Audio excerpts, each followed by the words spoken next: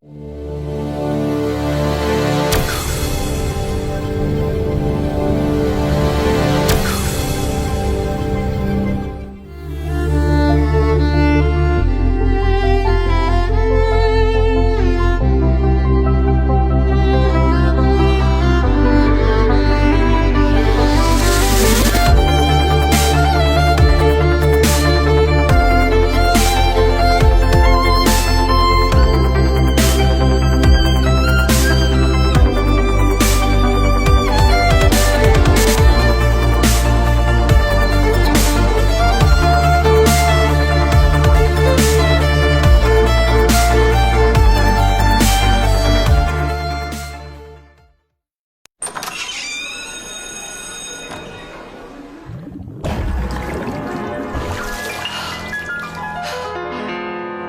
I was afraid, I was petrified. They flushed my head several times, exposing my behind. But then I spent so many nights working on my grand revenge. I'll be your boss, I'm gonna make you be my slave. All my power I will abuse. I'll be the CEO, you'll be the one who shines my shoes. I'm gonna call you night and day, and on weekends I'll send texts, ask you for all kinds of things, making sure you'll never rest. You'll never get a single raise. You'll get the same pay till the end of your unhappy days. And behind a tiny desk, you'll be saying your regrets. You'll be my pet. You'll be my pet. Yeah, yeah.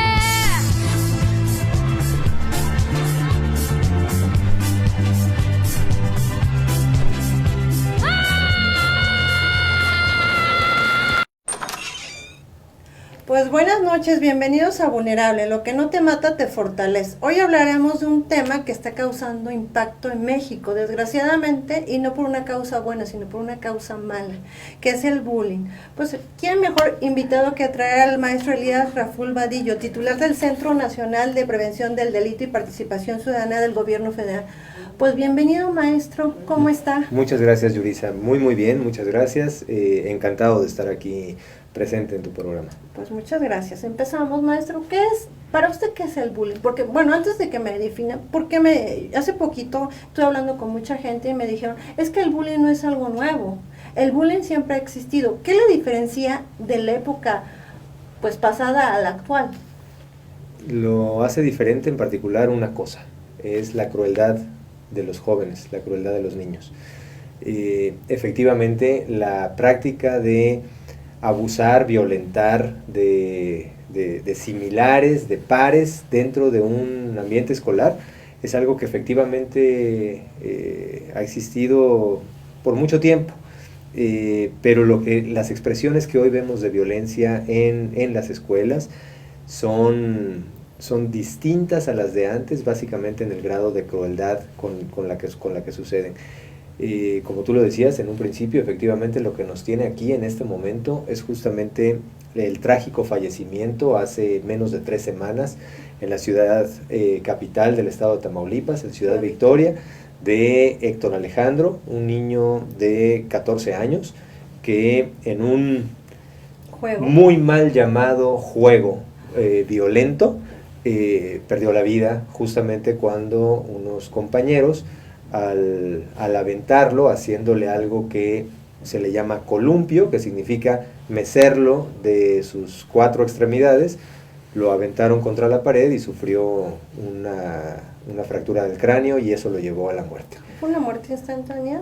No tardó. De hecho, lo más delicado del asunto justamente es que si bien demuestra la crueldad del juego, de la práctica de estos niños, no solamente eso, sino que además no se encontraron dentro de la escuela, los maestros, los directivos, las herramientas adecuadas para darle solución inmediata a este problema. Es decir, avientan al niño, el niño tiene una contusión muy seria y posteriormente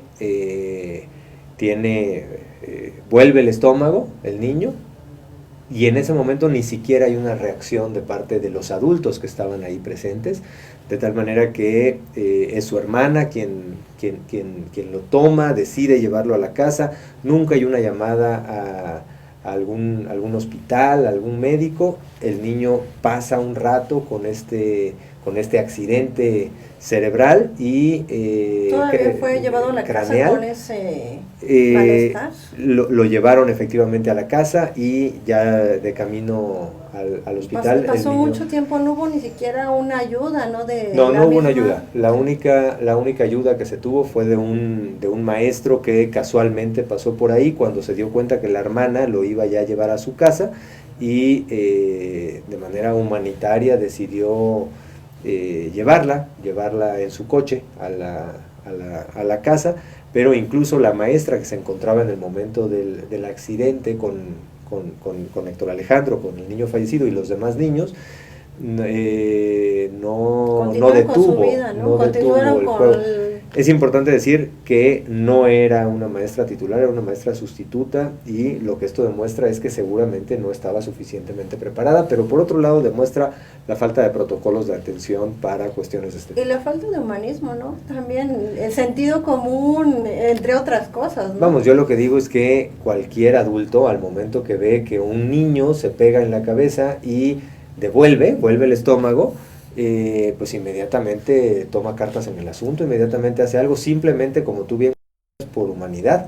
Sí. Y tiene que ver justamente con lo que llamamos la normalización de la violencia.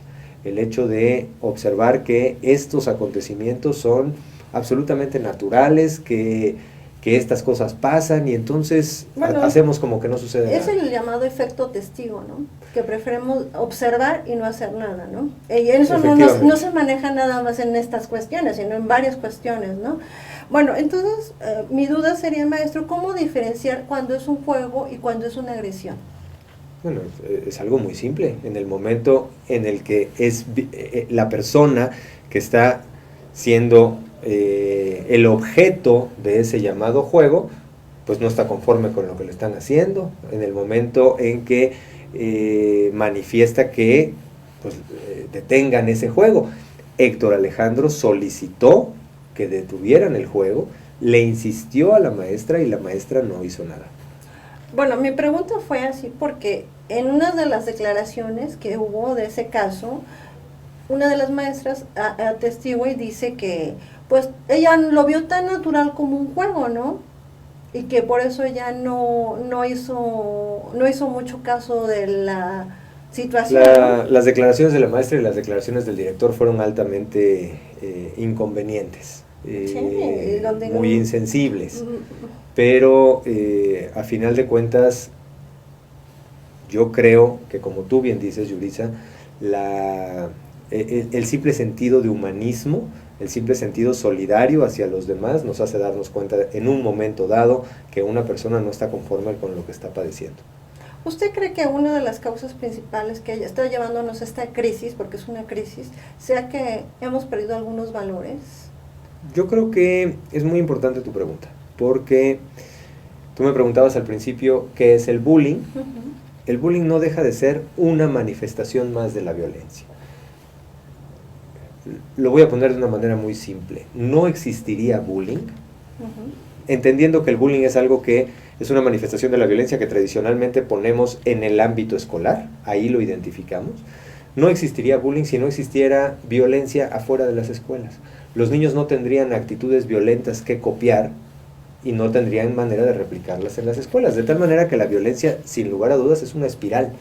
Tiene muchas manifestaciones. En una sociedad como la nuestra se manifiesta en la violencia contra las mujeres, en la violencia comunitaria, en atacar a una persona por ser diferente, en cuestiones derivadas de adicciones, de alcoholismo. Preferencia sexual, desde luego. Y entonces lo que sucede afuera de la escuela, los jóvenes lo ven, los niños lo ven, y desde luego están en una etapa de aprendizaje. Sí, son como esponjitas, ¿no? Es absolutamente lógico que lo que ven lo acaban adoptando como una conducta propia. Y por ejemplo, ¿qué tipos de bullying hay? el bullying se manifiesta de la misma manera que otros tipos de violencia. Hay violencia verbal, igual en el caso del bullying. Puede ser verbal, puede ser física, puede ser emocional, psicológica, puede llegar incluso a ser sexual. Por eso es que cuesta mucho trabajo distinguir si de repente eso que llamamos bullying, dónde raya con algo que ya sería un delito. Ajá, ¿cómo tipificarlo? ¿En qué Bueno, clase pues de lo que delito? pasa es que por lo menos en México los menores de edad no están sujetos a esto. A partir de los 12 años ya empiezan a tutelar, ¿no? Ya empiezan a verse... Sí, pero bueno, a ver, primero que nada, a mí me gustaría dejar absolutamente claro que... Es necesario y preciso.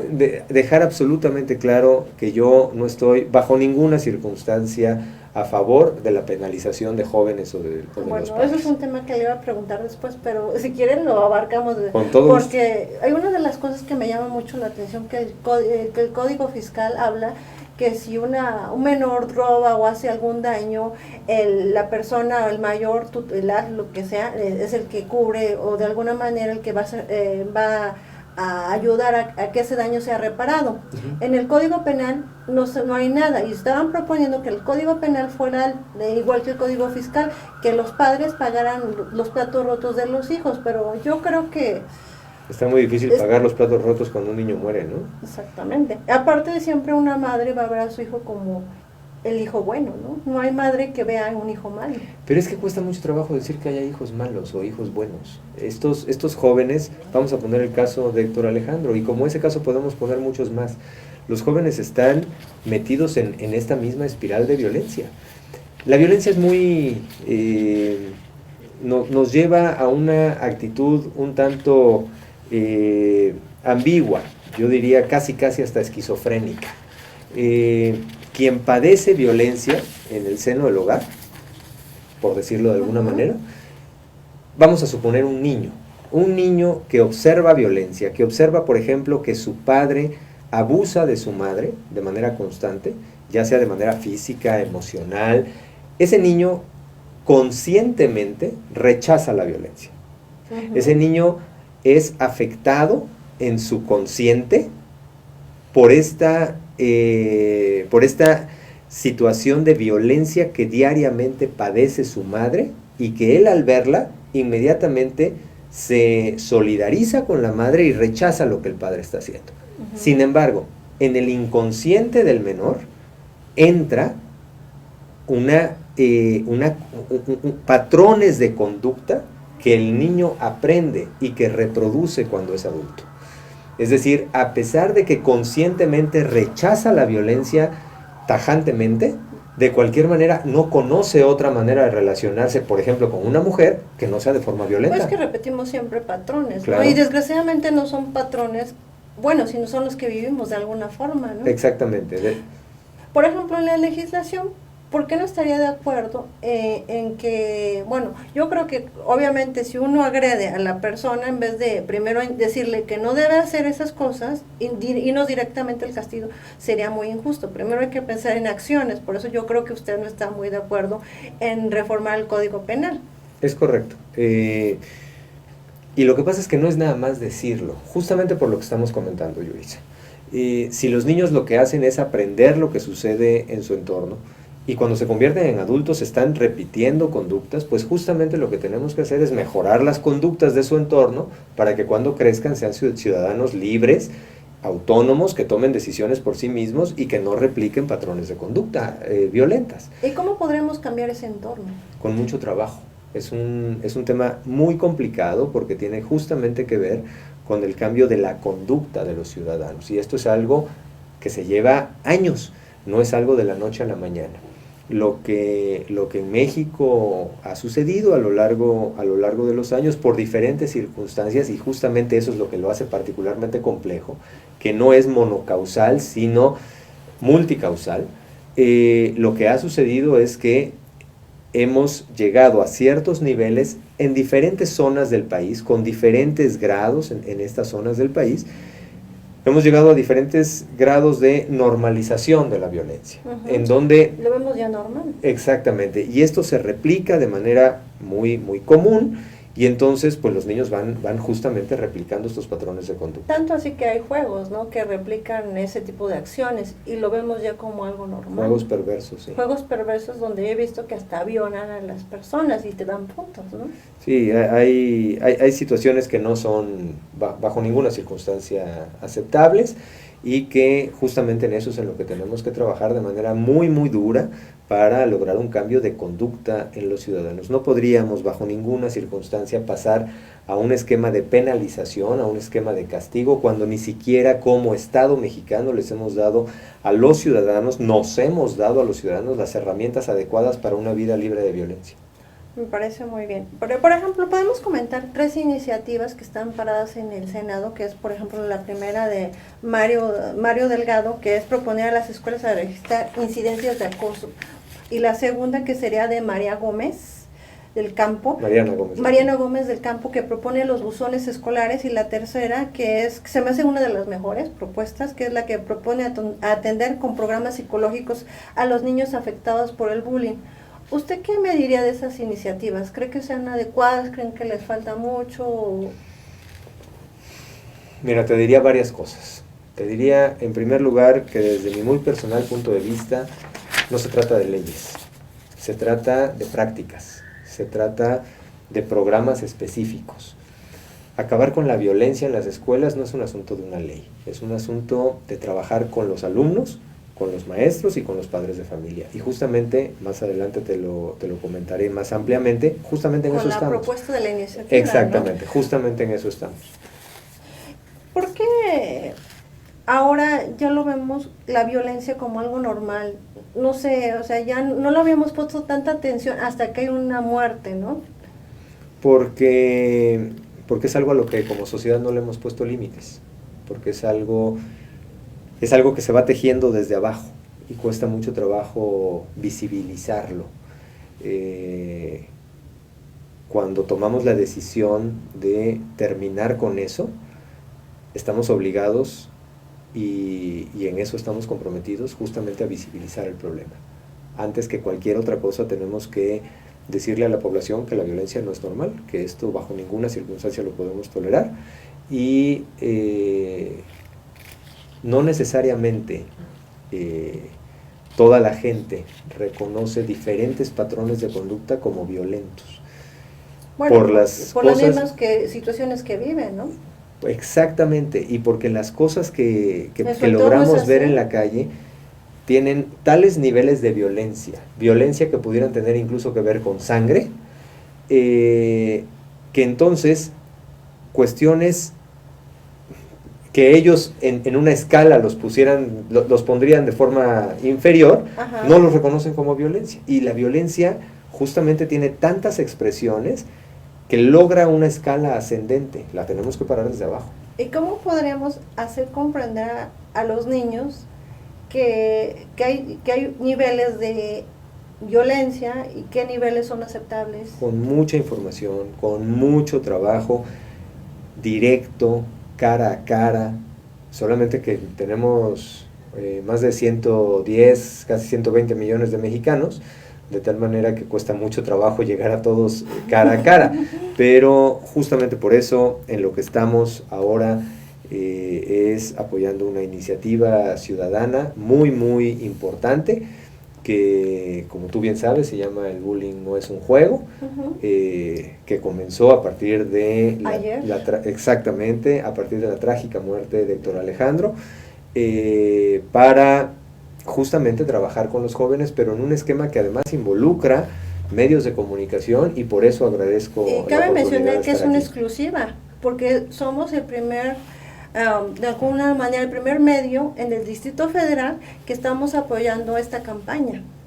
Lo cual agradezco profundamente. Yo también se lo agradezco mucho. Yo le hablé el primer día que supe y me enteré y me brindó su apoyo, se lo agradezco mucho. Al contrario, muchas gracias a ti, Yuricia. Pues, ¿cómo podríamos hacer para evitar el bullying? O sea, yo como estudiante, ¿qué haría? ¿Qué podría yo como estudiante? ¿Por qué no te explico mejor lo que estamos haciendo en el bullying no es un juego? Porque me parece que justamente lo que estamos haciendo es recoger lo que hemos encontrado en diferentes escuelas, lo que después de pláticas con especialistas, en fin, con ciudadanos, hemos visto que puede ser algo ¿Cuánto tiempo se tardó en exitoso. diseñar esta campaña? Más o menos un día. No, mira, es una vez más, es muy interesante tu pregunta. Nosotros, desde el Centro Nacional de Prevención del Delito y Participación Ciudadana, pues estamos obligados a trabajar con políticas que detengan la violencia en sus diferentes manifestaciones, y en ese sentido, una de las cosas que hacemos es platicar con especialistas en diferentes momentos para recoger sus puntos de vista e ir armando acciones concretas. Un grupo muy importante de especialistas desde hace algún tiempo ya nos han dejado absolutamente claro la importancia que tienen los jóvenes, porque a final de cuentas pues son el motor del cambio. ¿Es el futuro del país? Es el futuro del país, los jóvenes pueden contagiarnos a todos con su energía. Pueden contagiar a sus padres, pueden contagiar a los maestros, y el mejor lugar para trabajar con los jóvenes pues es justamente la escuela. No podríamos, en mi caso particular como gobierno federal, no podríamos entrar en las casas de todos, pero sí podemos entrar en las escuelas. Y en las escuelas tenemos a los jóvenes justamente para trabajar con ellos en un sentido absolutamente positivo. Esto tiene que ver con las pláticas con los especialistas. Pero una preocupación muy importante de nosotros es cómo logramos una comunicación efectiva con los jóvenes, cómo logramos motivarlos. Y además, estando plenamente conscientes que la piedra de toque de la prevención del delito, de la prevención de la violencia, es la participación ciudadana. Los estudios internacionales demuestran que a mayor participación del ciudadano en diferentes tipos de grupos, de asociaciones, más fuerte se convierte la sociedad, más resiliente es el concepto más adecuado. De tal manera que necesitábamos encontrar un esquema que juntara a los jóvenes en torno de algo en especial y que los identificara y que permitiera que se hablaran a lo largo de un país tan grande como es México. Entonces es algo que veníamos platicando. Pues maestro, vamos a un corte y seguimos con esta interesante plática. Claro que sí, con gusto, Yuricia.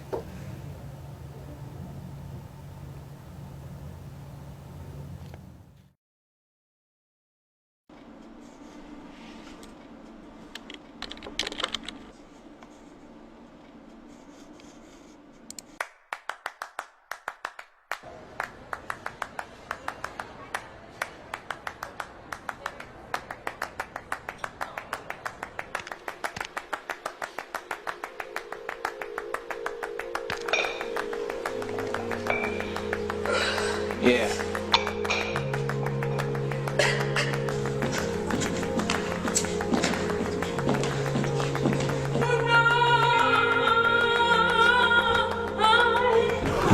No, yo no sé, porque a lo mejor me llega a mi casa y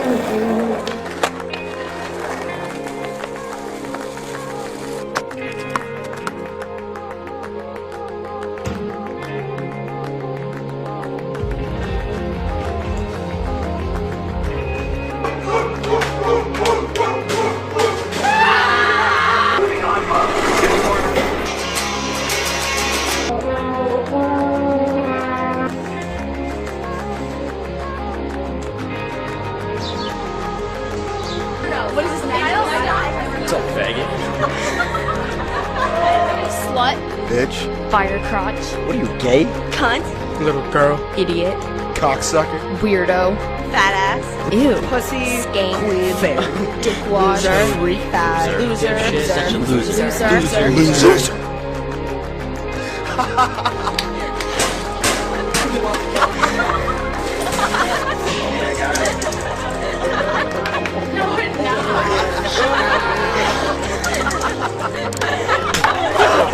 Off of me!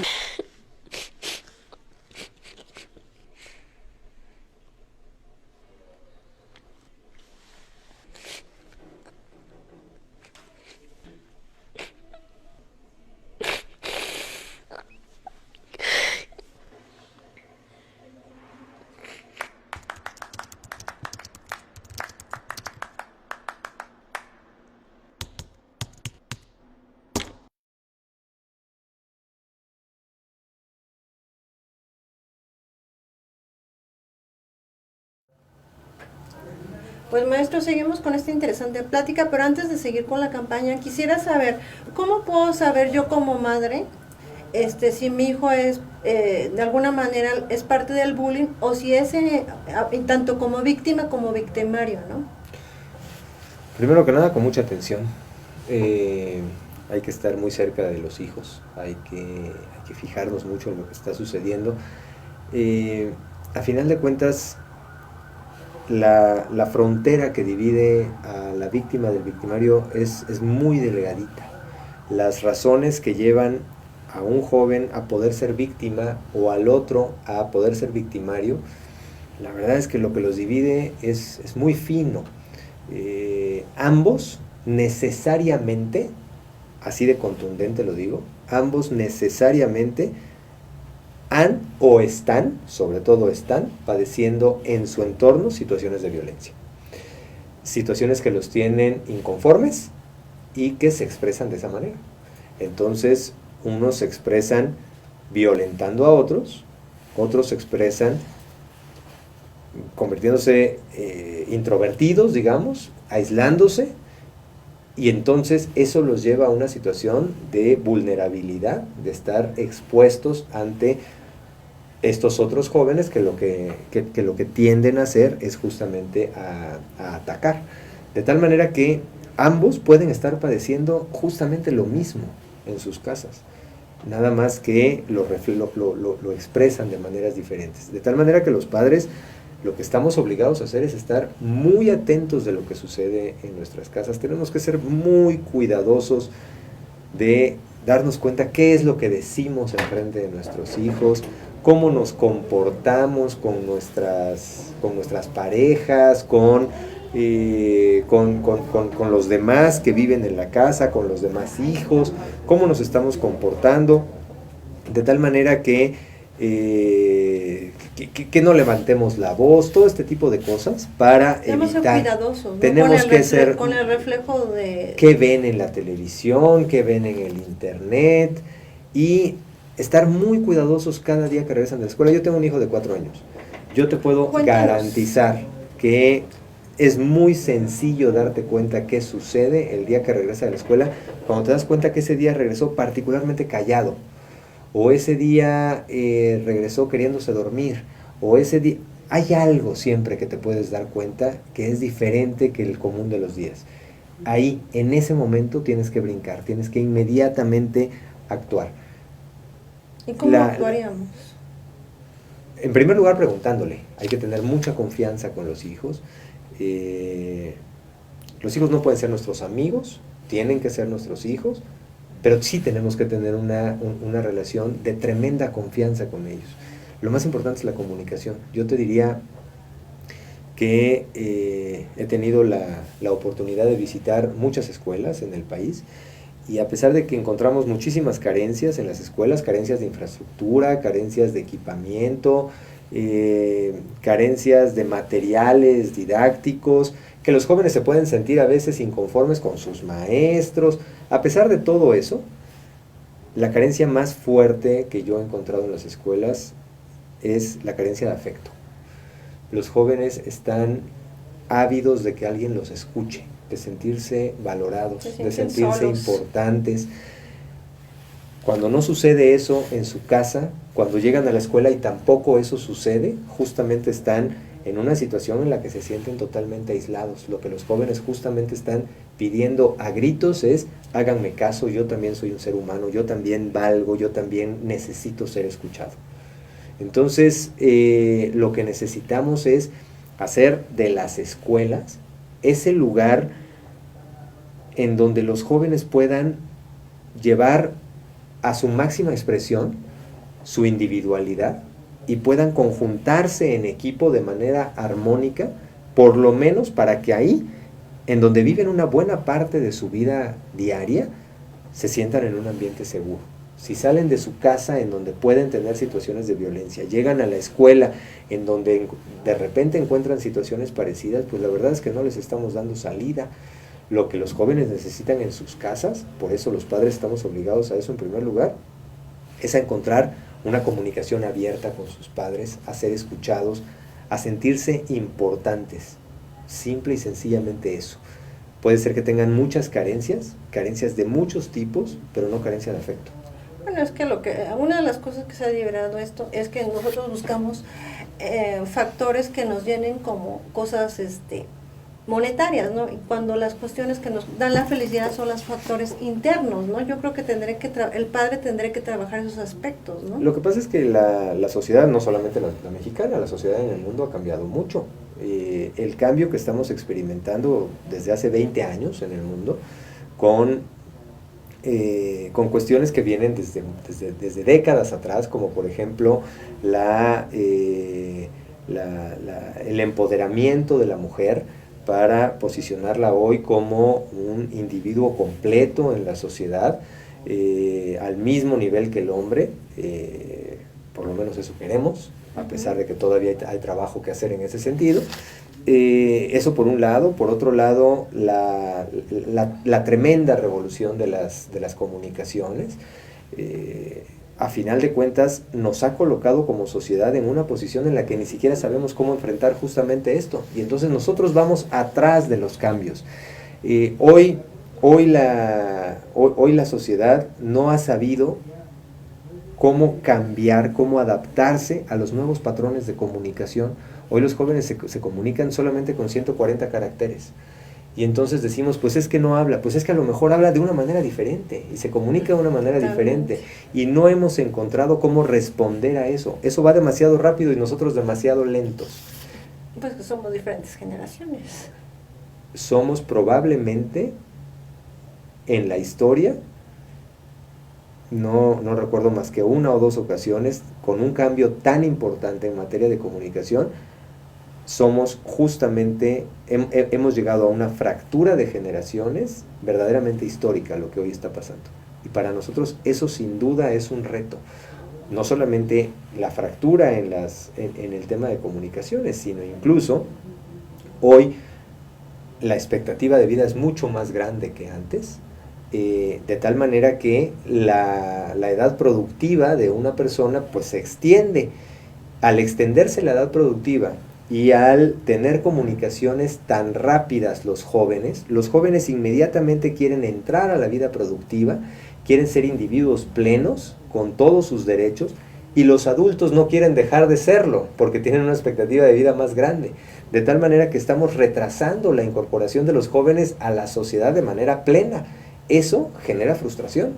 Entonces lo que está sucediendo es histórico y estamos obligados como sociedad a enfrentarlo.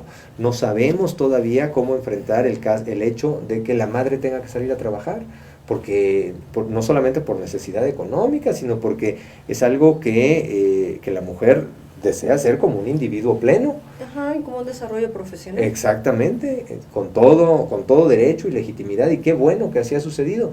El tema es que no hemos sabido cómo lidiar con eso como sociedad. Imagínense todo lo que tenemos de cuestiones y todavía la violencia. Llevamos muchas cosas que de alguna forma nos están marcando. Podrás entender el reto de cambio cultural que hay enfrente. Y por ejemplo, y yo como alumno o como maestro, ante una situación de bullying, ¿qué debo de hacer? Primero que nada, identificarla.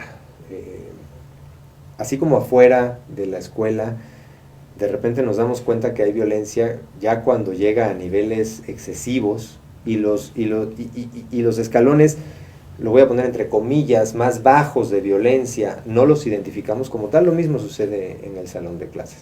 El propio maestro no detiene la violencia a tiempo. Las burlas, los apodos, los aventones, este tipo de cosas los vemos como normales, de tal manera que eso no hay que detenerlo. No, ya deténlo cuando de plano se agarran a golpes. Bueno, la violencia, lo que hemos entendido a lo largo de las décadas es que es escalable. Justamente tanto la violencia como la delincuencia son justamente fenómenos sociales que van, que quien está inserto en ellos va escalando. Empiezan desde un nivel más bajo para llegar de repente a conductas absolutamente irracionales, ¿no? Sí, delincuenciales. Empieza por conductas antisociales que de repente acabamos viendo como normales, y a la vuelta de la esquina pues ya es un delincuente. Bueno, pues de ahí viene lo interesante de la campaña, porque esa campaña va a hacer que no permita más allá, ¿no? De una situación que podemos, ahorita de alguna manera podemos decir que el bullying no es un juego, de ahí el nombre, por eso viene ese nombre tan bonito y tan creativo. ¿Cómo le surge ese nombre? La campaña, el programa surgió de la ciudadanía, surgió de manera espontánea de ciudadanos que de manera absolutamente interesada en lo que sucede en nuestro país, pues estuvimos platicando durante estas apenas semanas para ver cómo participar en estos temas. Bueno, yo tengo hoy el cargo que tengo en el Centro Nacional de Prevención, pero bueno, pues evidentemente la otra mitad del día soy ciudadano, pues no, la otra mitad del día soy ciudadano y también camino por las calles y también tengo un hijo y también me interesa que mi hijo tenga un país libre de violencia. Entonces, platicando con especialistas, platicando con artistas, platicando con gente del deporte, platicando con académicos, platicando con otra gente del gobierno, fuimos justamente construyendo estas cosas y como sucede normalmente en cualquier sociedad, hay un hecho que acaba siendo una chispa que detona la participación ciudadana. ¿Por qué tomamos tanto en cuenta el de Ciudad Victoria, siendo que hay otros casos anteriores? Eso no te lo sabría yo responder. Yo creo que tiene que ver con madurez de la sociedad, que de repente la sociedad se encuentra en un momento tal, vamos a llamar en este caso hasta de intolerancia, que un asunto prende la chispa. Tienes toda la razón. De hecho, te voy a poner un ejemplo muy concreto para no ir más allá. El día de ayer, como tú bien dijiste, arrancamos la campaña en Ciudad Victoria, Tamaulipas, en otra escuela, no en la escuela en donde sucedió el fallecimiento de Héctor Alejandro, sino en otra escuela. En esta otra escuela, que es la escuela secundaria número 6 de Ciudad Victoria, justamente hace un año, en el mes de junio del año pasado, del año 2013, un joven de apenas 12 años, Mario Alberto, después de recibir violencia verbal de parte de sus compañeros e incluso de parte de sus maestros, de forma reiterada, tomó la decisión de suicidarse. Esto sucedió en junio del año pasado. Y a pesar de ello, en junio del año pasado, pues tampoco arrancó esto.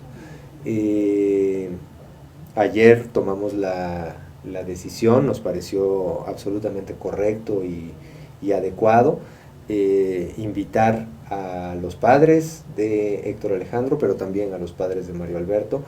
Podrás entender que fue un momento particularmente muy íntimo, sensible, emotivo, porque justamente de esa escuela, de la escuela secundaria número 6, salió corriendo Mario Alberto hace un año, después de haber sido maltratado verbalmente por gente de la comunidad escolar, y tomó esta trágica decisión. De tal manera que esta escuela secundaria número 6 pues también es simbólica.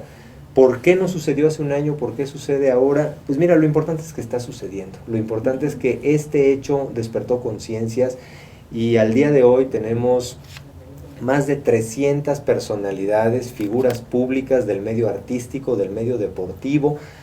Y es muy importante, dado que este programa se ve en Argentina, por ejemplo, y en otros países de América Latina, decir que no solamente son personalidades de México. Ya tenemos incorporadas fotografías de gente de Filipinas, de mucha gente de América Latina, de gente de España, de gente de Estados Unidos, artistas, deportistas que han tomado la decisión de tener un letrero para alzar la voz y decir que el bullying no es un juego. ¿Por qué alguna de las personas que te ha ayudado mucho fue Yolanda Andrade? ¿Qué papel medular tiene en esta campaña? Tengo la fortuna de contar con la amistad de Yolanda desde hace ya mucho tiempo, y justamente cuando yo hablaba de pláticas entre ciudadanos para estos temas, pues bueno, sin duda una fue Yolanda. Yolanda es una persona muy movida, como decimos aquí en México, muy interesada en los temas de nuestro país, muy comprometida, en particular en el tema de los jóvenes y de los niños. Y ya llevábamos tiempo platicando de estos temas, de temas de jóvenes, de temas de niños, de temas de escuelas, e inmediatamente surgió esta iniciativa. A mí me tiene hasta sorprendido, diría yo, la capacidad de convocatoria de Yolanda y Thalía también. Y desde luego de Thalía. Entonces, estoy absolutamente en deuda. Una cadena. Estoy absolutamente en deuda con Yolanda y con Thalía y lo tengo que reconocer. Muchísimas gracias a ambas por estar a la cabeza de esto que se ha vuelto lo que llaman viral. Inmediatamente esto sucedió, la primera imagen que subimos a internet de manera natural porque él decidió subirla después de que Yolanda le pidió que participara, fue la de Miguel Herrera, la del Piojo Herrera, el entrenador de la selección nacional, que inmediatamente se decidió sacar la foto apenas un día antes. Esto fue un viernes de hace apenas 2 semanas. Yolanda en su programa con sus compañeros de trabajo tomaron el letrero, se lo pusieron, pero Yolanda decidió hablarle al Piojo Herrera. El Piojo Herrera, en el hotel antes de salir al partido de México contra Ecuador, el primer partido preparatorio antes del Mundial, e incluso con el mismo traje que portaba en el partido, decidió ponerse el letrero y en el primer minuto del juego ante Ecuador estaba subiendo su fotografía. A partir de eso ha sido verdaderamente sorprendente cómo se ha dado esto. Pues maestro, seguimos, ahorita vamos a una pausa. Muchas gracias.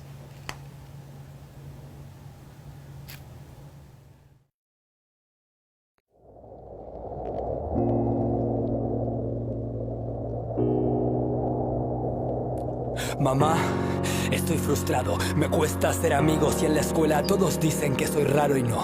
Sé si hago bien en contarlo y siento vergüenza, pero exploto y el colegio no le da mucha importancia, son las 12 y preferiría no haber venido porque sé que a la salida me van a pegar de a 5 y otro día más. Escondiendo lastimaduras, me pregunto si es normal que las cosas sean tan duras. No hay respuestas, no hay quien conteste, porque mi vieja solamente quiere que estudie y que no moleste. Papá, escúchame y por favor dame un consejo. Papá, escúchame, necesito tu consejo. Siento que exploto y que el alma me arde. Te juro que estoy mal y pienso en escaparme. Es la impotencia de ser uno contra todos. Ya no importa quién le cuente, me ignoran de todos modos. Siento que quiero escapar, estoy frustrado. ¿Y tiene la culpa el que se abusa y el que mira hacia otro lado? Muchas gracias por alimentar con bronca y desamor este cuerpo de adolescente lleno de rencor. Si quieres hacer algo, exténdeme tu mano, escucha mi grito y ponete en la piel de este ser humano. Necesito que sientas como siento y entérate que si vos no haces nada también sos parte. No al bullying. La solución comienza cuando los adultos se comprometen. Informate en www.sinohacesnadasosparte.org.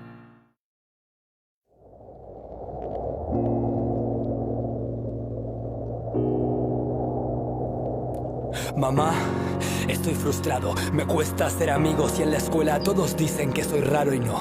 Sé si hago bien en contarlo y siento vergüenza, pero exploto y el colegio no le da mucha importancia, son las 12 y preferiría no haber venido porque sé que a la salida me van a pegar de a 5 y otro día más. Escondiendo lastimaduras, me pregunto si es normal que las cosas sean tan duras. No hay respuestas, no hay quien conteste, porque mi vieja solamente quiere que estudie y que no moleste. Papá, escúchame y por favor dame un consejo. Papá, escúchame, necesito tu consejo. Siento que exploto y que el alma me arde. Te juro que estoy mal y pienso en escaparme. Es la impotencia de ser uno contra todos. Ya no importa quién le cuente, me ignoran de todos modos.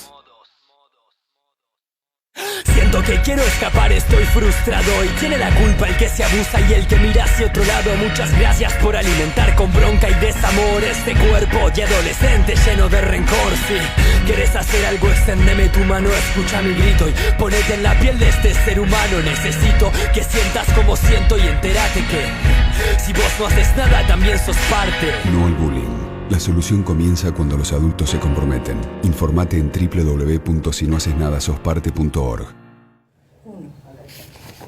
Pues, maestro, dígame, ¿cuál es el reto de esta campaña? El reto es que la gente la haga propia.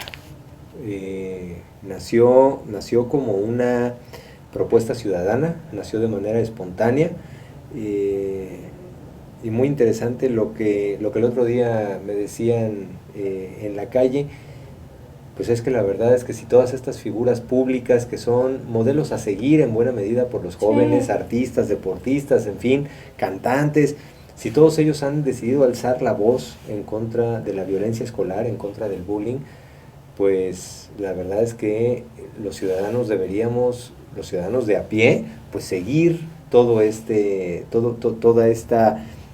ola de deseo porque vivamos una sociedad libre de violencia. Y entonces justamente el reto es contagiar a los jóvenes. Y nosotros como ciudadanos, ¿cómo podríamos ayudar a esta campaña? Uniéndonos con nuestras actitudes cada uno de nosotros en nuestra vida cotidiana. La campaña, lo que vamos a hacer es entrar particularmente a algunas escuelas. Esto lo empezamos, como tú bien lo has señalado, en Ciudad Victoria el día de ayer. Lo vamos a hacer en 5 estados del país, por lo menos. Y la campaña consiste básicamente de 3 cosas. El trabajo, desde luego, motivacional, con base en la participación de artistas, deportistas, cantantes, en fin, gente de la comunidad cultural que se ha sumado y que empezará a salir en los próximos días, pintores, escritores, bailarinas, músicos, en fin. Entonces es una campaña abierta a cualquier... Pues es que la palabra de campaña ni siquiera estoy seguro que sea la más adecuada. Yo creo que fíjate que esa es la mejor palabra. Es una iniciativa ciudadana que apoya al Centro Nacional de Prevención del Delito, desde luego, pero que a final de cuentas justamente lo que ha buscado ser desde su nacimiento, porque así fue pensada y de manera espontánea fue surgiendo, fue justamente que sea el ciudadano quien se empodere, quien tome esto en sus propias manos. Y justamente lo que yo les decía a los jóvenes ayer es, lo que aspiramos nosotros es a que ustedes tomen su vida en sus propias manos, que tomen la rienda de sus vidas y que juntos hagamos comunidad. Pues maestro, nos queda poco tiempo, me gustaría que diera un último mensaje a nuestros ciudadanos. Claro que sí. Pues el agradecimiento desde luego por esta oportunidad, Yurisa, decir que esta es una campaña muy importante, que estamos en Facebook en basta-mx, en Twitter en @basta-mx, y que desde luego lo que queremos es ampliar esto a todas las escuelas del país. Estamos empezando con algunas, motivando a los jóvenes, cambiando infraestructura y equipamiento en las escuelas, haciéndolo de manera coordinada entre padres, maestros y alumnos, y con un trabajo social profundo, con un equipo profesional de psicólogos, trabajadores sociales, sociólogos, que trabajarán en el cambio de conducta de los jóvenes. Pues muchas gracias, maestro. Solamente me resta decir que el bullying no es un juego y que el próximo miércoles los espero a las 10 de la noche con un tema relevante en cuestión de bienestar social. Así que hasta luego, maestro. Hasta luego, Yurisa. Hasta la próxima. Gracias. Hasta luego. Hasta luego.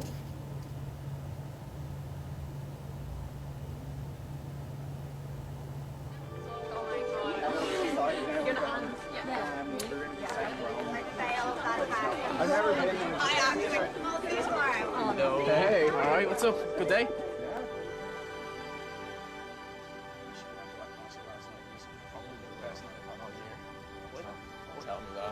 Where do you go? I bought like 50 albums the week before the tickets came out. Oh, okay. So, we're alone now. Come on, there's people around. There's nobody around. Come on. Trust me.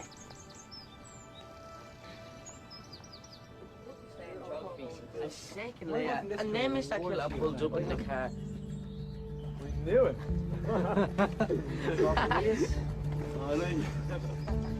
Is that bored, is it? None of your business who it is, right? I gives a kiss.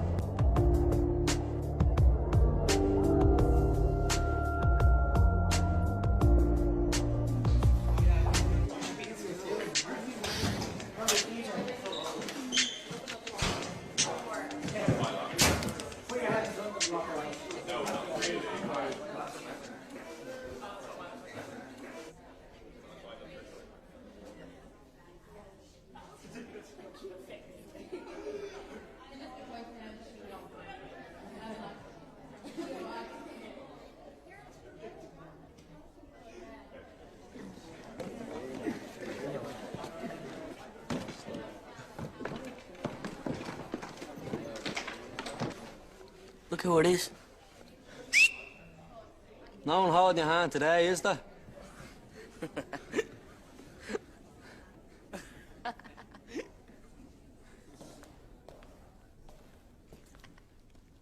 I'll hold your hand.